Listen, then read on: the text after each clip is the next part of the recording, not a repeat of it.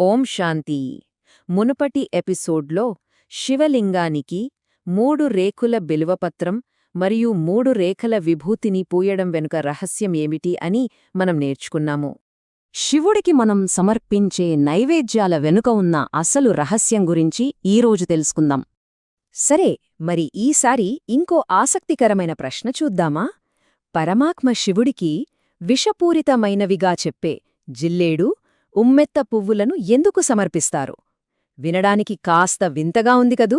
అసలు దీని వెనుక ఉన్న లోతైన అర్థమేంటో ఇప్పుడు తెలుసుకుందాం. సరే, ముందుగా మనం జిల్లేడు పువ్వు గురించి మాట్లాడుకుందాం. అసలు ఈ పువ్వు మన మానవ లక్షణాలకు ఎలా ప్రతీకగా నిలుస్తుందో ఓసారి చూద్దాం. జిల్లేడు పువ్వుకి ఉన్న ఒకే ఒక ప్రత్యేకత ఏంటో తెలుసా?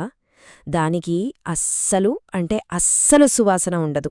అవును, ఈ సువాసన లేకపోవటమే దాని ఆధ్యాత్మిక ప్రాముఖ్యతకు అస్సలు కారణం. విచిత్రంగా ఉంది కదా? కాని అవును, ఈ సువాసన లేకపోవడమే అంటే ఏ గుణమూ లేకపోవడమే దాని ఆధ్యాత్మిక ప్రాముఖ్యతకు కారణమన్నమాట. ఇది సరిగ్గా ఎలాంటి సద్గుణాలు లేని అంటే నిర్గుణమైన ఒక మానవ ఆత్మకు ప్రతీక. అయితే మరి అలాంటి గుణం లేని పువ్వును ఎందుకు సమర్పించాలి అనే ప్రశ్న వస్తుంది కదా.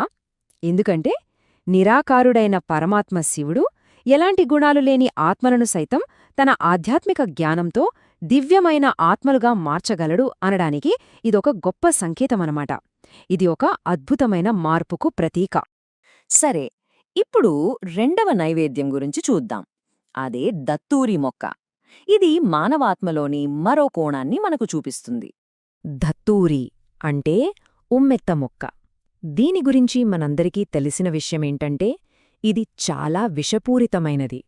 ఆశ్చర్యంగా ఈ విషపూరిత స్వభావమే దాని ఆధ్యాత్మిక సంకేతానికి ఆధారం. చూడండి, జిల్లేడు పువ్వు గుణాలు లేకపోవడానికి ప్రతీక అనుకున్నాం కదా.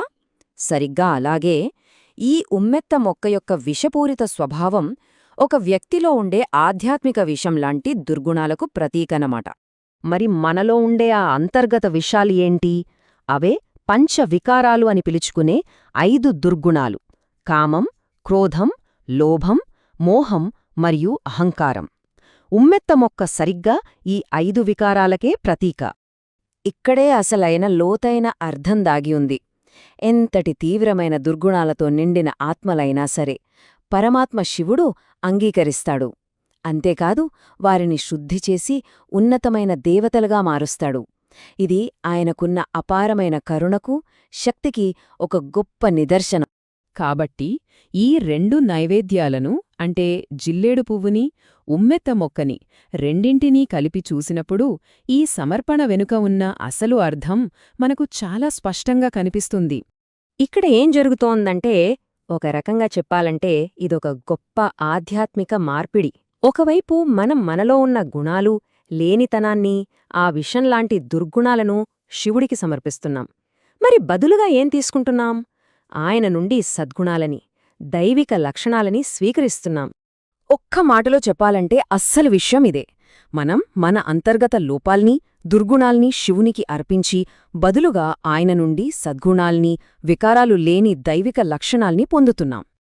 అంటే అంతిమంగా ఇది కేవలం ఒక పూజ లేదా కర్మకాండం మాత్రమే కాదు. మనలో ఉన్న నెగటివిటీని, ప్రతికూలతను పూర్తిగా వదిలేసి ఆ ఖాళీ స్థానంలో దైవికమైన పాజిటివిటీని నింపుకోవడం. ఇది మనల్ని మనం అభివృద్ధి చేసుకోవడానికి, ఆధ్యాత్మికంగా ఎదగడానికి ఒక చాలా శక్తివంతమైన మార్గమన్నమాట. తదుపరి ఎపిసోడ్లో శివలింగంపై నీటి కుండ ఎందుకు పెడతారో తెలుసుకుందాం. ఓం శాంతి.